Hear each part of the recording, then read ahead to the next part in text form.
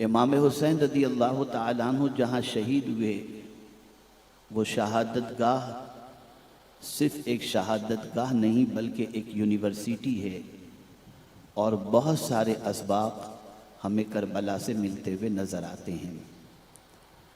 شہادت کے واقعات یقیناً دل کو جھنجھوڑنے والے ہیں اور کئی اعتبار سے انسان کے دل و دماغ کی اصلاح کرنے والے ہیں کہ جب انسان کے دل میں دنیا کی محبت نقش کر جائے، ثبت کر جائے، بیٹھ جائے، تو انسان کس حد تک درندگی پر اتر آتا ہے کہ اس کی نگاہوں کے سامنے نبی کے نواسے بھی اگر ہوں تو حب دنیا اور حب جاہ کی بنیاد پر وہ ان کے خون سے بھی اپنے ہاتھ کو رنگین کرنے سے گریز نہیں کرتا۔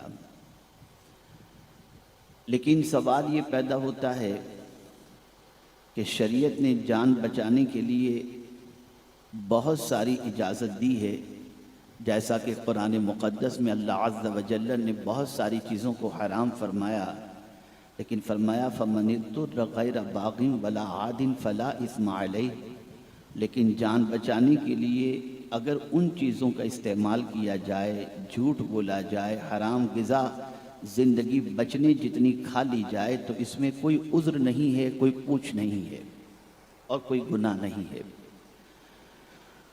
تو جب قرآن نے یہ اجازت دے دی تھی تو پھر کربلا میں امام حسین رضی اللہ تعالی عنہ صرف یزید کے ہاتھ میں ہاتھ دے دیتے یا اس کی بیعت قبول کر لیتے تو کربلا کا سانحہ وجود ہی میں نہ آتا۔ آخر وہ کون سی چیز تھی امام حسین رضی اللہ تعالیٰ عنہ کی نگاہوں میں کہ شریعت کی طرف سے اتنی اجازت کے باوجود بھی وہ اپنا سب کچھ دین کے نام پر، نبی کے نام پر لٹانے کے لیے تیار ہوئے۔ اور جو سبق آج آپ نے اور ہم نے کربلا سے سیکھنا ہے، وہ سبق اگر آج کا مسلمان اچھی طرح سے سیکھ لے اور اس پر عمل پیرا ہو تو ہماری نسلیں بھی دین توجل اور اس کے رسول صلی اللہ تعالی علیہ وسلم کی خوشنودی کی خاطر ہر قسم کی قربانی دینے کے لیے تیار ہو سکتی ہے۔ آج کا دور جس میں ہم اور آپ گزر رہے ہیں، حرص و طمع کا دور ہے، لالچ کا دور ہے، کمپٹیشن کا دور ہے، انسان پر ہمیشہ ٹینشن غالب رہتا ہے اور انسان سبقت لے جانے کے سلسلے میں، دولت کے سلسلے میں، شہرت کے سلسلے میں، عزت کے سلسلے میں انسان ہمیشہ مغموم رہتا ہے، اور یہاں تک کہ اسے نہ اپنی اولاد کی فکر رہتی ہے نہ اپنی جان کی فکر رہتی ہے۔ آج مجھے کچھ سمجھانا ہے آپ کو کہ کربلا کا سب سے عظیم درس ہمارے لیے کیا ہے، ہماری نسلوں کے لیے کیا ہے، اور ہمیں کس سمت پر قدم بڑھانا چاہیے، اور ہماری نسلوں کی تربیت کے اندر امام حسین رضی اللہ تعالیٰ عنہ کا کس طریقے سے رول پلے کرنا چاہیے۔ امام حسین رضی اللہ المولا تبارک و تعالیٰ عنہ کی تربیت بھی ان کے نانا جان نے فرمائی، امام حسین رضی اللہ تعالیٰ عنہ کی تربیت ان کے والدین نے فرمائی، اور یقین مانیں رسول اعظم صلی اللہ علیہ وسلم، بیٹا اس کو ہٹا دو یہاں سے، ایک مرتبہ درود شریف پڑھیں۔ اللہم صلی علی سیدنا و مولانا محمد معدن الجود والکرم وآلہ وآصحابہ وبارک وسلم۔ امام حسین رضی اللہ المولا تبارک و تعالیٰ عنہ کی تربیت، امام عالی مقام کی تربیت رسول اعظم صلی اللہ علیہ وسلم نے کس طریقے سے فرمائی اسے آپ سمجھیں، اس لیے کہ حضور صلی اللہ علیہ وسلم کے وصال کے وقت امام حسین رضی اللہ تعالیٰ عنہ کی عمر کوئی زیادہ نہیں تھی، لیکن جتنے ایام، جتنے سال رسول اعظم صلی اللہ تعالیٰ علیہ وسلم کی صحبت کے میسر ہوئے، آقا کریم صلی اللہ علیہ وسلم نے ولادت سے لے کر امام حسین کی اپنے وصال تک ایک ایک نوک پلک کو امام حسین کی حضور صلی اللہ علیہ وسلم نے درست فرمائی۔ آپ دیکھیں تاجدار کربلا کی ولادت ہوتی ہے تو کانوں میں اذان کہنے والا کوئی اور نہیں ہوتا، نبیوں کا سردار حضور صلی اللہ علیہ وسلم ہوتے ہیں۔ تحنیک کا معاملہ آتا ہے تو خود رسول اعظم صلی اللہ علیہ وسلم تحنیک دیتے ہیں۔ پیاس لگتی ہے اور گھر میں پیاس کی وجہ سے روتے ہیں تو حضور صلی اللہ علیہ وسلم اپنی زبان مبارک ان کے منہ میں رکھ کر ان کی پیاس کو بجھاتے ہیں۔ اور اسی کے ساتھ ایک مرتبہ صدقے کی کھجوریں آئیں اور حسین امام حسن و حسین رضی اللہ تعالی عنہما اس صدقے کی کھجور کو اٹھا کر منہ میں رکھتے ہیں تو رسول اعظم صلی اللہ علیہ وسلم فوراً ان کے منہ سے اس کھجور کو نکال کر کے پھینک دیتے ہیں اور فرماتے ہیں اہل بیت کے لیے صدقہ جائز نہیں ہے۔ اس طریقے سے رسول اعظم صلی اللہ علیہ وسلم نے امام حسین کی بچپن سے تربیت کی، کیا کھانا چاہیے، کیسے رہنا چاہیے، کس طریقے کی زندگی گزارنا چاہیے، اور کس طریقے سے اللہ عز و جل اور اس کے رسول صلی اللہ علیہ وسلم کی فرما برداری کرنی چاہیے۔ میرے پیارے آقا صلی اللہ علیہ وسلم کے پیارے دیوانوں، بچپن ہی سے ہر اس چیز سے بچایا گیا، ہر اس چیز سے روکا گیا جس میں ایک پہلو کا غلبہ تھا، اور وہ پہلو خدا ناراض نہ ہو۔ اللہ اکبر، یہ لفظ میرا یاد رکھیے گا۔ بچپن سے تربیت کے اندر حسنین کریمین کی طرف اس چیز کی توجہ دی گئی کہ کوئی ایسا کام نہ ہو جس سے اللہ ناراض ہو، اور اس پہلو کو اتنا غالب رکھا گیا کہ بچوں کے ذہن کے اندر، حسنین کریمین کے ذہن کے اندر ہر کام کے سلسلے میں یہ پہلو نمایاں طور پر رہتا کہ ہم کوئی ایسا کام نہ کریں جس سے اللہ ناراض ہو، اس کے رسول صلی اللہ علیہ وسلم ناراض ہوں۔ تربیت کا یہ کتنا عظیم پہلو ہے۔ جب کوئی معاملہ ہوتا تو فوراً ان کے والدین بھی یہی کہتے، بیٹے اس سے خدا ناراض ہوتا ہے۔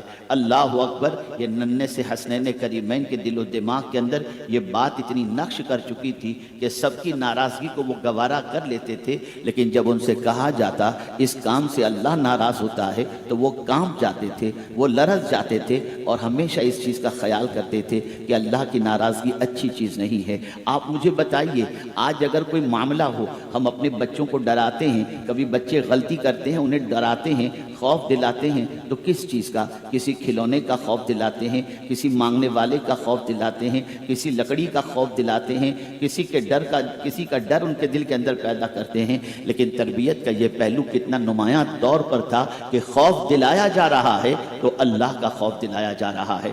آخر اس اللہ کے خوف کو دل میں بٹھانے کی وجہ کیا تھی؟ تو سب سے بڑی وجہ یہ تھی کہ آج جس چیز سے اپنے بچوں کو ہم ڈراتے ہیں وہ چیز کبھی ہمارے پاس نہیں ہوئی تو بچہ نہیں ڈرے گا، لیکن ایک انسان اپنے ماں باپ سے چھپ کر کہیں بھی جرم کر سکتا ہے، گناہ کر سکتا ہے، لیکن اگر اس کے ذہن کے اندر چیزوں کی بجائے خدا کا خوف بیٹھ جائے تو وہ کہیں بھی رہے گا تو یہ سوچے گا میرا مولا مجھے دیکھ رہا ہے، میرا پالنہار حقیقی مجھے دیکھ رہا ہے، خالق کائنات مجھے دیکھ رہا ہے، اور اس ڈر کی بنیاد پر اس کے قدم ڈگمگانے سے بچ جائیں گے، اس کے قدم سیدھے راستے پر چلیں گے۔ آج آپ دیکھیں سب سے زیادہ اس قوم کے دل سے اگر کوئی چیز رخصت ہوئی ہے تو وہ اللہ کا خوف رخصت ہوا ہے۔ ایک واقعہ میں آپ کے سامنے پیش کرتا ہوں تاجدار کربلا کا اور ان کے بھائی امام حسن مجتبیٰ کا اور خاتون جنت کے کردار کا، تاکہ آپ محسوس کر سکیں کہ اللہ اکبر، ماں نے کتنا کلیدی رول اپنے بچوں کو تیار کرنے کے اندر ادا کیا ہے۔ اللہ اکبر، امام حسن مجتبیٰ اور امام حسین رضی اللہ تعالی عنہما دونوں ننھے سے تھے، اور اس بچپنے کے عالم میں بھائی بھائی کے جھگڑے تو ہوا کرتے ہیں، آپ اپنے گھر میں بھی دیکھتے ہیں۔ اور پہلے تو یہ ہوتا تھا کہ ماں کی گود میں بیٹھنے کے لیے بچے جھگڑتے تھے کہ نہیں یہ ماں میری ہے، مجھے گود میں بیٹھنا ہے، اور یہی بچے آج کے دور کے اندر جو بچے بچپنے کے اندر ماں کی گود کے بارے میں کہتے تھے میری ماں ہے، میں اپنی ماں کی گود میں بیٹھوں گا، بچپن میں لڑنے والے وہی بچے جب جوان ہوتے ہیں، شادیاں ہو جاتی ہیں تو پھر ماں کی گود کی بات نہیں کرتے، ماں کو کون رکھے گا، تب کہتے ہیں یہ تیری ماں ہے، بچپن میں کہتے تھے میری ماں ہے۔ بھائی بھائی میں جھگڑا ہوتا ہے،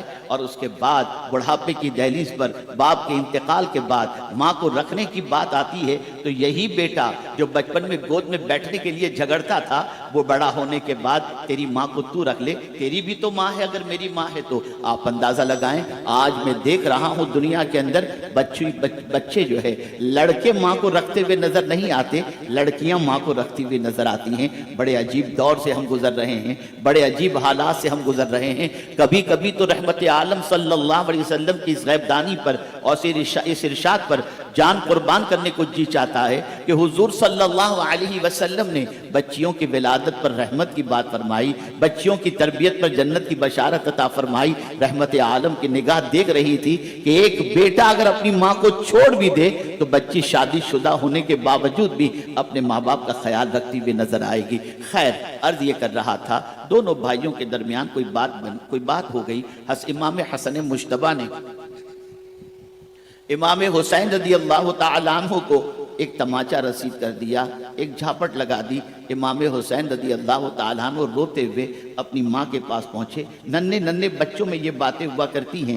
پہنچے اور جا کر کے اپنی ماں سے کہا، ماں مجھے بھائی جان نے تماچا مارا۔ اللہ اکبر! بظاہر تو آج کی ماں ہوتی تو یہی کرتی کہ ٹھیک ہے میں امام حسن کو بلاتی ہوں، کیوں مارا میں پوچھتی ہوں، لیکن ماں نے کوئی تفتیش کی بات نہیں کی، خاتون جنت نے کوئی تفتیش کی بات نہیں کی، بس اتنا سا فرمایا، میرے حسین بیٹے سنو، تم دونوں بھائیوں کے جھگڑے سے خدا ناراض ہو گیا ہے۔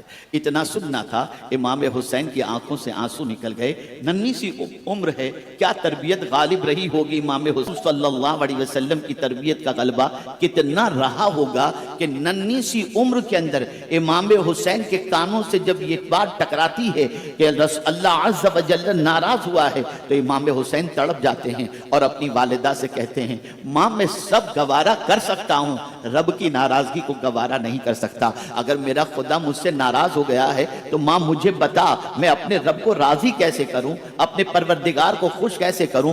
ماں نے فرمایا، میرے بیٹے وضو کر اور وضو کرنے کے بعد سجدے میں چلا جا، اور جب تک میرے مولا کی طرف سے تیرا قلب مطمئن نہ ہو جائے کہ وہ تجھ سے راضی ہو گیا تب تک سجدے سے سر نہ اٹھانا۔ میں پوچھنا چاہتا ہوں کہ آج کی مائیں اپنی اولاد کی تربیت کے سلسلے میں اس پہلو کو پیش نظر رکھتی ہیں؟ کبھی اپنے بچوں کے دل میں اللہ کا خوف بٹھانے کی کوشش کرتی ہیں؟ نہیں، اس لیے کہ خود کے دل ہی کے اندر جب خدا کا خوف نہیں ہے تو بچوں کے دل میں کہاں سے خدا کا خوف بٹھائیں گے؟ تربیت ہو رہی ہے، بچپن سے ان کے دل و دماغ میں یہ بات نقش کی جا رہی ہے کہ دیکھو اللہ کی ناراضگی کو پیش نظر رکھو، کبھی وہ ناراض نہ ہو، چاہے دنیا ناراض ہو جائے کوئی پرواہ نہیں، لیکن خدا ناراض نہ ہو، رب قدیر جل جلالہ ناراض نہ ہو۔ اے رسول اعظم صلی اللہ تعالی علیہ وسلم کے پیارے دیوانوں، آنکھ کھلتی ہے تو ماں کو تلاوت کرتے دیکھتے ہیں، باپ کو محراب کے اندر دیکھتے ہیں، اللہ اکبر، رات بھر ماں تلاوت کرتی نظر آتی ہے اور باپ سجدے کے اندر نظر آتے ہیں۔ اس طریقے سے امام حسین رضی اللہ تعالیٰ عنہ کی تربیت ہوتی ہے، اور یاد رکھیں ایک ہوتا ہے قول سے تربیت اور ایک ہوتی ہے عمل سے تربیت۔ بچہ جتنا دیکھ کر کے سیکھتا ہے اتنا سن کر کے نہیں سیکھتا۔ امام حسین نے ماں کو بھی دیکھا، امام حسین نے والد کو بھی دیکھا، امام حسین نے نانا جان کو بھی دیکھا، اور سب کے کردار کے سائے میں اپنی زندگی کو گزارتے رہے۔ لیکن آپ کے ذہن میں شاید یہ بات آئے گی کہ یہاں تو قربانی کی بات ہے، امام حسین میں قربانی کا جذبہ کہاں سے آیا؟ اس میں ماں کی تربیت اور والد کی تربیت کا کیا دخل ہے؟ تو آئیے میں قرآن کی روشنی میں تھوڑا سا اسے بھی سمجھا دوں تاکہ آپ اچھی طریقے سے سمجھ سکیں۔ اللہ اکبر! امام حسن مجتبیٰ، امام حسین رضی اللہ تعالی عنہما دونوں بیمار ہوتے ہیں۔ اللہ اکبر! جب دونوں بیمار ہوئے سرکار ان دونوں سے اتنی محبت فرماتے تھے کہ ان کے آنسو حضور دیکھ نہیں پاتے تھے، ان کی بیماری حضور دیکھ نہیں پاتے تھے، ان کی تکلیف حضور دیکھ نہیں پاتے تھے، انہیں اپنے سینے سے چمٹائے رہتے تھے، اور آپ نے محسوس کیا کہ اللہ اکبر! کئی مرتبہ آپ نے سنا ہوگا کہ رسول اعظم صلی اللہ علیہ وسلم جب نماز کے اندر تھے اور سجدے میں تھے تو پیغمبر رحمت صلی اللہ تعالی علیہ وسلم جب سجدے میں تھے تو امام حسین سرکار کی پشت انور پر سوار ہو گئے، اور امام حسین گرے نہیں، اس کے لیے حضور نے اپنا سجدہ طویل کر دیا۔ ایک عظیم سوچ ہمیں نصیب ہوئی۔ آج کے بدعقیدہ لوگ یہ کہتے ہیں معاذ اللہ کہ نماز میں حضور کا خیال آ جائے تو نماز نہیں ہوتی۔ میں پوچھنا چاہتا ہوں، امام حسین کے لیے تو سرکار نے سجدہ طویل کر دیا، اس لیے کہ امام حسین پشت رسول پر سوار تھے، تو اس کی وجہ سے اللہ کے رسول صلی اللہ علیہ وسلم نے سجدہ طویل کر دیا تاکہ حسین گرے نہیں۔ تو حسین کا خیال حضور کو نماز میں آیا نا، تو حضور کی نماز کا کیا پتہ چلا؟ جب نبی رسول اعظم کو نواسے کا خیال آئے تو نماز نہیں ٹوٹتی، تو امتی کو بھی اگر نبی کا خیال آئے تو نماز نہیں ٹوٹا کرتی۔ اللہ اکبر! میں پوچھنا چاہتا ہوں، سجدہ اللہ کے لیے کیا جا رہا ہے، حسین کے لیے سجدہ طویل کیوں؟ آپ جانیں اور سمجھنے کی کوشش کریں۔ وجہ یہ تھی کہ آج حسین کو میں اپنی پیٹھ سے گرنے نہیں دیتا۔ اس چیز کی اور اس تربیت کا اثر حسین کی زندگی پر ایسا ہوگا کہ جب کربلا میں میرا دین بھی گرنے والا ہوگا تو حسین بھی سجدے میں جا کر میرے دین کو بچا لے گا اور دین کو گرنے نہیں دے گا۔ یہ تربیت ہو رہی ہے۔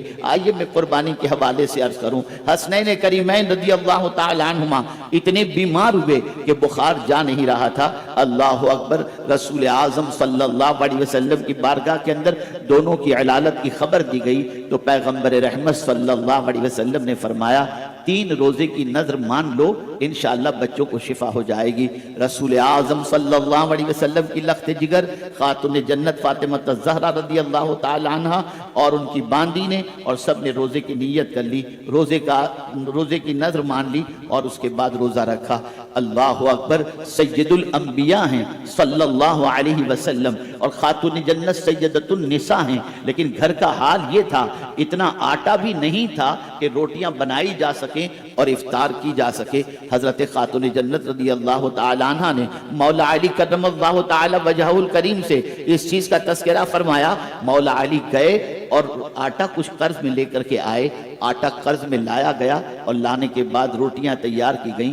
سحری ہو چکی تھی، افطار کے لیے روٹیاں تیار ہیں، دسترخوان پر روٹیاں رکھی گئیں۔ اللہ اکبر، اتنے میں دروازے پر ایک سائل آتا ہے اور آ کر کے کہتا ہے میں مسکین ہوں، اللہ کے نام پر مجھے کچھ عطا کرو۔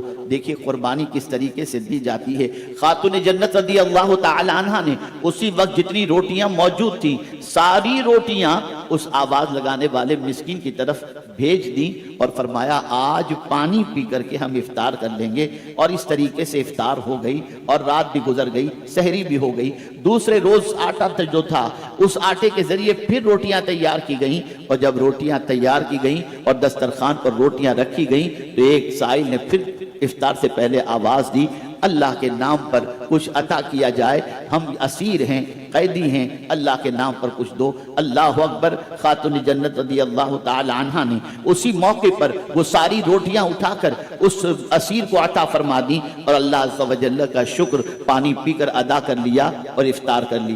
اسی طریقے سے تیسرے روز کی جو روٹیاں بچی تھیں ان روٹیوں کے ذریعے جب افطار کے وقت ان روٹیوں کو رکھا گیا اور اس کے بعد اللہ اکبر دروازے پہ تیسرے روز بھی ایک سائل آیا اور اس نے کہا میں مسافر ہوں، اللہ کے نام پہ مجھے کچھ دے دو۔ خاتون جنت رضی اللہ تعالی عنہ نے وہ ساری روٹیاں عطا کر دی۔ ایک ننھا سا بچہ امام حسین اس منظر کو اپنی ماں کے دیکھ رہے ہیں، اللہ اکبر، امام حسن دیکھ رہے ہیں کہ بھوکے رہ کر اتنی بڑی قربانی، اتنا بڑا ایثار کہ خود بھوکے رہ رہے ہیں لیکن سائل کو بھوکا نہیں دیکھ رہے، اللہ کے نام پر دے رہے ہیں۔ اللہ اکبر، اللہ کو خاتون جنت کی یہ ادا اتنی پسند آئی کہ فوراً بلبل سدرہ جبریل امین کو وحی لے کر کے رسول اعظم کے پاس بھیج دیا۔ اللہ اکبر، وہ کیا وحی تھی؟ وَيُطْعِمُونَ الطَّعَامَ عَلَىٰ حُبِّهِ مِسْكِينًا وَيَتِيمًا وَأَسِيرًا، مسکین، یتیم اور اسیر، ان کو کھانا کھلانے کے حوالے سے کہ انہوں نے جو کھانا کھلایا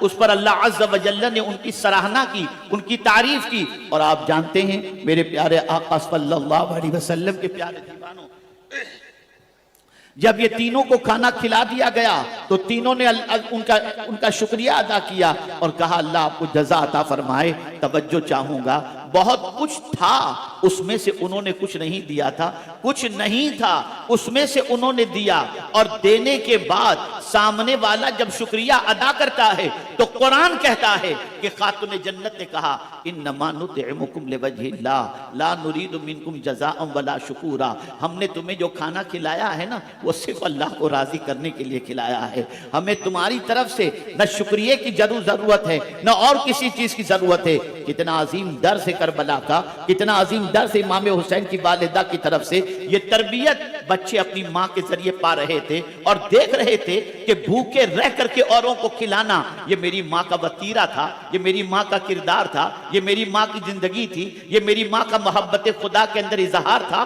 اللہ اکبر، امام حسین نے ماں کی یہ قربانی اپنے ماتھے کی آنکھوں سے دیکھی تھی۔ اللہ اکبر، میرے پیارے آقا صلی اللہ علیہ وسلم کے پیارے دیوانوں، آج کے دور کے اندر ہم دیکھیں تو سچویشن کیا نظر آئے گی؟ اللہ اللہ، اگر کسی رشتہ دار پر بھی ہم نے تھوڑا سا احسان کر دیا تو رات کو 2 بجے اگر کسی کام کی ضرورت پڑے گی، بچہ بازو کے کمرے میں سو رہا ہوگا، ہم اسے نہیں اٹھائیں گے، ہم اسے فون کریں گے جس پر ہم نے احسان کیا۔ ایک ایک احسان کا بدلہ آج کے دور کا انسان اسی دنیا میں چاہتا ہے، اور خاتون جنت نے اپنے بچوں کی تربیت میں یہ چیز پیش فرمائی کہ بیٹے بدلہ صرف اللہ سے مانگا کرو، اجر صرف اللہ سے مانگا کرو، انسان کی خدمت کیا کرو، بھوکے رہ کر کے اوروں کو کھلایا کرو، پیاسے رہ کر کے اوروں کو پلایا کرو۔ اس تربیت کا اثر امام حسین کی زندگی پر اتنا رہا کہ جب آپ جوان ہوئے اور اس کے بعد تاجدار کربلا کی پوزیشن ایسی ہوئی کہ حضرت امیر معاویہ رضی اللہ تعالیٰ عنہ کے 20 سالہ دور حکومت کے اندر کبھی بھی امام حسین اور حضرت امیر معاویہ کے درمیان کوئی اختلاف نہیں آیا۔ حضرت امیر معاویہ رضی اللہ تعالی عنہ امام حسین کی بارگاہ کے اندر تحائف بھیجا کرتے۔ اللہ اکبر! ایک مرتبہ ایک سائل آیا، مانگنے والا آیا اور کہا امام حسین، رسول اعظم صلی اللہ علیہ وسلم نے ارشاد فرمایا ہے کہ 4 چیزیں اگر کسی میں ہوں تو ان سے اپنی حاجتیں پیش کیا کرو، یا تو عرب کا کوئی شریف ہو، یا پھر کوئی امیر آقا ہو، یا سخی انسان ہو، یا جس کا چہرہ نورانی ہو، اس کے سامنے اپنی حاجتیں پیش کیا کرو۔ یہ 4 صفتیں یا امام آپ کے اندر پائی جا رہی ہیں۔ اللہ اکبر! اور اس کے بعد اس شخص نے اپنی حاجت پیش فرمائی۔ امام حسین نے فرمایا تھوڑی دیر رکو، میرا حصہ ابھی آ رہا ہے، میں تمہیں عطا کر دوں گا۔ وہ بیٹھا ہوا تھا، 6 اشرفیوں سے بھری ہوئی تھیلی، دیناروں سے بھری ہوئی تھیلی آئی، اور ان تھیلیوں کے آنے کے بعد اس سائل کو فوراً اسی وقت انہوں نے وہ تھیلیاں دے دی، اپنے لیے کچھ بھی نہیں رکھا۔ اللہ اکبر! اور اس کے بعد امام حسین نے اس سائل سے فرمایا بھائی مجھے معاف کر دینا۔ اس نے کہا حضور میں نے آپ کو تکلیف دی، میں آپ کے پاس حاضر ہوا، میں آپ سے مال مانگنے کے لیے آیا، سخاوت آپ نے کی اور آپ مجھ سے معافی مانگ رہے ہیں، معافی تو مجھے مانگنی چاہیے تھی۔ لیکن قربان جائیے تربیت خاتون جنت کا اثر امام حسین پر اتنا غالب تھا، کہتے ہیں میں معافی اس لیے مانگ رہا ہوں کہ سوال تو نے بہت پہلے کیا تھا، تیرے سوال کے پورا کرنے میں جو تاخیر ہوئی ہے اس کے لیے میں تجھ سے معافی مانگ رہا ہوں۔ لاؤ دنیا میں ایسا کوئی سخی جو اس طریقے کا سخی ہو کہ مانگنے والے کو دے بھی اور دینے کے بعد اسے معافی بھی مانگے۔ یہ تربیت خاتون جنت کا اثر تھا امام حسین رضی اللہ تعالیٰ عنہ کی زندگی پر۔ میرے پیارے آقا صلی اللہ علیہ وسلم کے پیارے دیوانوں، امام حسین رضی اللہ تعالیٰ عنہ کی یہ اخلاقی مختصر سی تربیت تھی۔ اور اس کے بعد آپ دیکھیں تربیت کے دوسرے پہلو کی طرف ہم چلتے ہیں۔ اللہ اللہ! اے رسول اعظم صلی اللہ تعالی علیہ وسلم کے دیوانوں، قرآن کہتا ہے یا ایھا الذین آمنوا استعینوا بالصبر والصلاۃ، اے ایمان والو نماز اور صبر سے مدد طلب کرو، ان اللہ مع الصابرین، کہ بے شک اللہ صبر کرنے والوں کے ساتھ ہے۔ آپ ذرا دیکھیں یہ پیغام اللہ نے پہلے عطا فرمایا، آزمائش کا ذکر بعد میں اور علاج اللہ نے پہلے عطا فرمایا۔ جب کبھی آزمائش کا مرحلہ آئے، جب کبھی امتحان کا مرحلہ آئے، جب کبھی تکلیف کی وادیوں سے تم گزرو تو تمہیں ہم پہلے علاج عطا فرماتے ہیں۔ اور یاد رکھیں میرے رب کا دستور ہے کہ وہ پہلے ضرورت کی چیزیں پیش کرتا ہے، پھر پیدا کرتا ہے، پھر انسان کو پیدا کرتا ہے جس طریقے سے۔ میں تفصیل میں نہیں جاؤں گا، ایک مثال کے ذریعے سمجھا دوں۔ ایک بچہ جب پیدا ہوتا ہے اس کی غذا دودھ ہوتی ہے، تو بچہ بعد میں پیدا ہوتا ہے، ماں کے سینے میں دودھ اللہ پہلے پیدا کر دیتا ہے۔ یہ اس کا دستور ہے، یہ اس کا قانون ہے۔ ہمیں پانی کی ضرورت تھی، اس نے پانی پہلے پیدا کیا۔ ہمیں ہوا کی ضرورت تھی، ہوا اس نے پہلے پیدا کیا۔ ہمیں زمین کی ضرورت تھی، زمین اس نے پہلے پیدا کی۔ ہمیں آسمان کی ضرورت تھی، آسمان اس نے پہلے پیدا کیا، پھر ہم کو پیدا کیا، ورنہ یوں ہی ہمیں پیدا کرتا تو ہم کہاں جاتے۔ یہ قدرت کا دستور ہے کہ جو ضرورت کی چیزیں ہیں پہلے پیدا کرتا ہے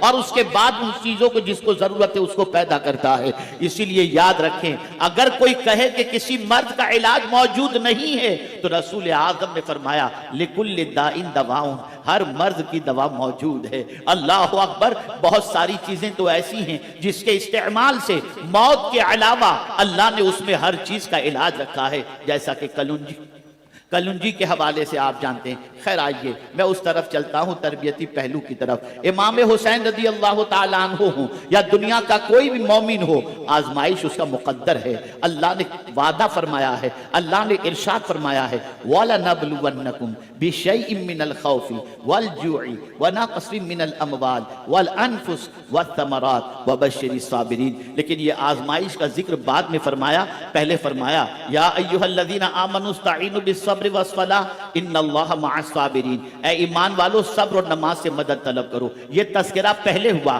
آزمائش کا تذکرہ بعد میں ہوا، یعنی جب کبھی تم امتحان کی وادیوں سے گزرو تو اس وقت تمہیں گھبرانے کی ضرورت نہیں، نماز اور صبر سے مدد طلب کرنا۔ اور ظاہر سی بات ہے امتحان کی وادیوں سے گزرو گے تو تمہیں یہ محسوس ہوگا کہ اس امتحان میں میرے ساتھ کوئی بھی نہیں، گھبراؤ نہیں، کوئی ہو کہ نہ ہو، ان اللہ مع الصابرین، بے شک اللہ صبر کرنے والوں کے ساتھ ہے۔ اب آپ دیکھیں کربلا کے امتحان کو دیکھیں اور تربیت کے پہلو کو دیکھیں۔ میں آج بہت اہم نقطے کی طرف آپ کی توجہ کو مبذول کرانا چاہوں گا۔ تاریخ اٹھا کر کے دیکھو، جتنے بھی انبیاء تشریف لائے، جتنے بھی صحابہ تشریف لائے، جتنے بھی اولیاء آئے اور آنے والے ہیں، ان سب کا ایک ہی مشن رہتا ہے، اپنی اولاد کی تربیت کے سلسلے میں دو چیزوں کو مقدم رکھتے، صبر اور نماز۔ اپنی اولاد کو صبر کی تعلیم دیتے، اپنی اولاد کو نماز کی تعلیم دیتے، اور ان دو چیزوں کا اتنا پابند اپنے بچوں کو بنا دیتے کہ اس کی بنیاد پر جب کبھی آزمائش کے مرحلے سے گزرنا پڑے تو غلط راستے کے یہ مسافر نہ بن جائیں،